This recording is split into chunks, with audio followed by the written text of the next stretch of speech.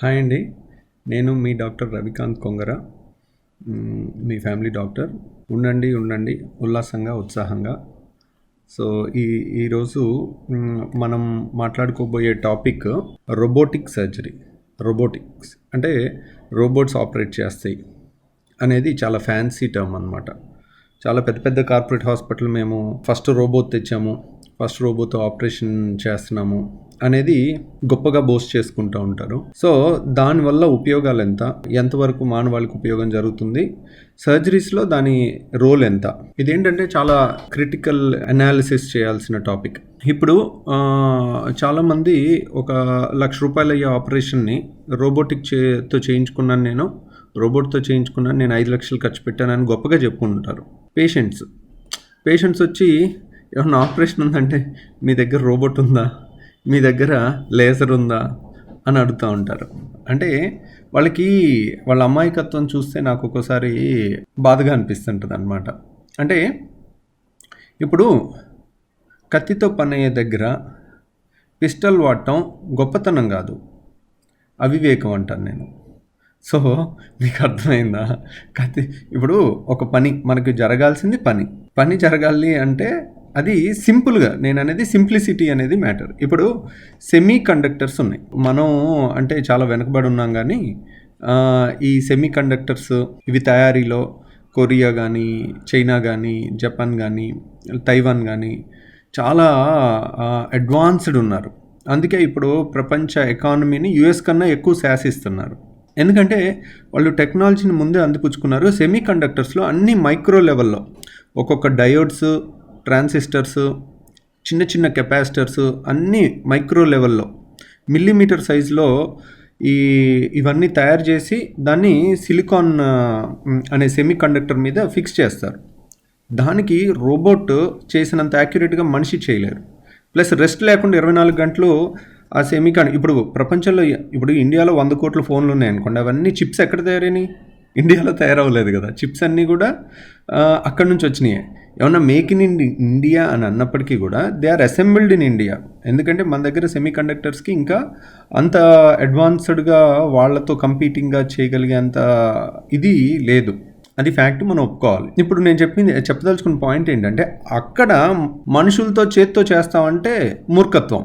అది రోబోటిక్తో వచ్చిన యాక్యురసీ మానవ హ్యాండ్తో రాదు. అది మీరు కంప్యూటర్ ఎప్పుడన్నా తీసి చూడండి, లేదంటే రిపేర్ షాప్స్కి వెళ్ళి చూడండి, దాంట్లో ఉండే మైక్రో సర్క్యూట్స్ కంటిన్యూస్గా ఉండేవి. అవి హ్యూమన్లీ ఇంపాసిబుల్ టు డూ. అంటే దే ఆర్ పాసిబుల్, బట్ అంత స్పీడ్, అంత యాక్యురసీతో రాదు. అక్కడ రోబోట్స్కి 1000 టైమ్స్ మార్క్స్ ఇస్తాను నేను. సో 1000 టైమ్స్ అంటే దానికి ఒక ఫిక్స్డ్, ఒక సిలికాన్ది సెమీ కండక్టర్ ప్లేట్ తీసుకుంటారు, ఎక్కడ ట్రాన్సిస్టర్ రావాలి, ఎక్కడ మనకి డయోడ్ రావాలి, ఎక్కడ కెపాసిటర్ రావాలి, ఇట్లా అన్నీ కూడా ప్రీఫిక్స్డ్ ప్లాన్, పక్కా ప్లాన్ ఉంటుంది. ఆ ప్లాన్ని రోబోట్ ఎగ్జిక్యూట్ చేసుకోవటం అయిపోతుంది.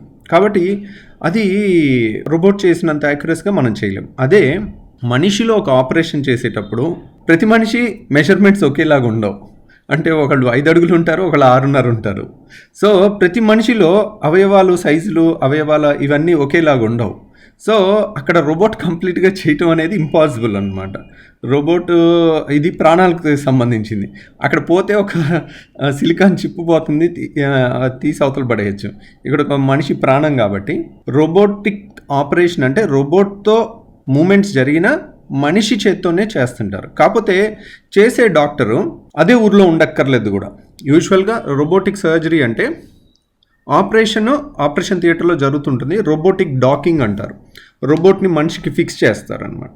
అసలు అది పెట్టడమే 1/2 గంట నుంచి గంట టైం పడుతుంది, రోబోటిక్ డాకింగ్ అనేది. సో వాళ్ళు పక్క గదిలో ఉండి కన్సోల్ మీద వాళ్ళ వేళ్ళు ఇలా ఇలా ఇలా ఇలా మూవ్ చేస్తుంటే ఈ వేళ్ల మూమెంట్ని ఆ రోబోటిక్ ఆర్మ్స్ మూమెంట్ సిమ్యులేట్ చేసుకుని చేస్తుంది అనమాట. అది చూసుకుని చేస్తుంది. ఓహో, ఈ ఏళ్ళు ఇలా కదిలిస్తున్నాడు, నేను ఇంత తిప్పాలి అనేది రోబోటిక్ ఆర్మ్స్ చేస్తాయి. దీంట్లో ప్లస్ పాయింట్లు ఏంటి, మైనస్ పాయింట్లు ఏంటి? ప్లస్ పాయింట్ ఏంటంటే టెక్నాలజీ అనేది ఎప్పుడు బ్లెస్సింగే. ఇప్పుడు ఈరోజు ఉన్నట్టుగా మనం ఏ రోజన్నా ఊహించామా? నేను ఎంబీబీఎస్ చదువుకునేటప్పుడు సెల్ ఫోన్సే లేవు. సెల్ ఫోన్స్ ఉన్న ఒకళ్ళిద్దరు ఉండేవి మా దగ్గర. సో ఇప్పుడు ఎంత సర్వసాధారణం అయిపోయింది చూడండి. సో ఇది టెక్నాలజీ ఇంప్రూవ్ అవటం వల్లే ఇది సాధ్యమైంది. సెమీ కండక్టర్స్ కానీ రోబోటిక్స్ కానీ అవటం వల్లే ఈ రోజు ఇలా ఇంత బాగా ప్రతి ఒక్కళ్ళు ఆ టెక్నాలజీని తక్కువ ఖర్చులో ఎంజాయ్ చేయగలుగుతున్నారు.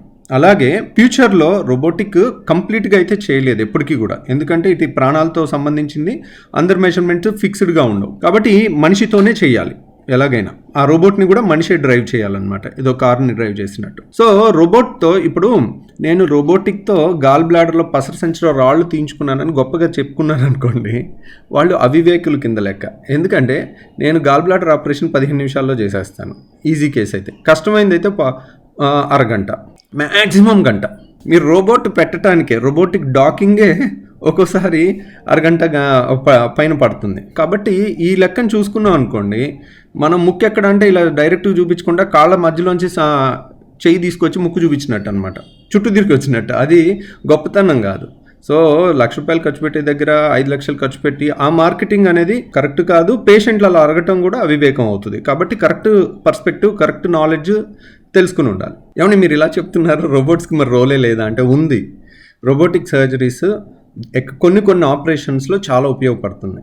అంటే ప్రొలాంగ్డ్ సర్జరీస్, అంటే ఎక్కువ గంటలు పట్టే ఆపరేషన్లో డాక్టర్లు అలసిపోతుంటారు. ఆ చేతులతో ఆడ్ పొజిషన్లో, నాకు మెడనొప్పి రావడానికి కూడా ఆపరేషన్లే కారణం అనమాట. ప్రొలాంగ్డ్ సర్జరీస్ అవి ఇవి చేసే టైంలో టెన్స్డ్గా ఇలా బిగబట్టేస్తాం. అక్కడ ఎక్కడన్నా బ్లీడ్ అవుతుందన్న జాగ్రత్తగా చేయాలి కదా. సర్జరీ అంటేనే కొంచెం టెన్షన్ బ్రాంచ్. సో మన అన్ని టెన్షన్గా ఉండేసరికి మన కండరాలన్నీ కూడా స్పాజంలోకి వెళ్ళి నొప్పులు అవి ఎక్కువ వస్తాయి. ఒక గంట సర్జరీ అంటే పర్వాలేదు. కొన్ని ఆపరేషన్స్ ఉంటాయి, విప్పుల్స్ అనే ఆపరేషన్ ఉందనుకోండి, it takes long time. So దాంట్లో కూడా కొంతమంది చాలా అక్యురేట్గా మాన్యువల్గా చాలా బాగా చేస్తారు, 2 గంటల్లో ఫినిష్ చేసేస్తారు. కానీ ఒక్కోసారి కష్టమైన ఆపరేషన్ అనుకోండి, అది టైం పడుతుంది. అలాంటప్పుడు రోబోటిక్గా చేస్తే పేషెంట్కి అడ్వాంటేజ్ ఏ విధంగా అవుతుందంటే, సర్జన్ అలసిపోకపోతే కనుక పేషెంట్కి ఆ అవుట్కమ్స్ ఇంకొంచెం బెటర్గా ఉండొచ్చు.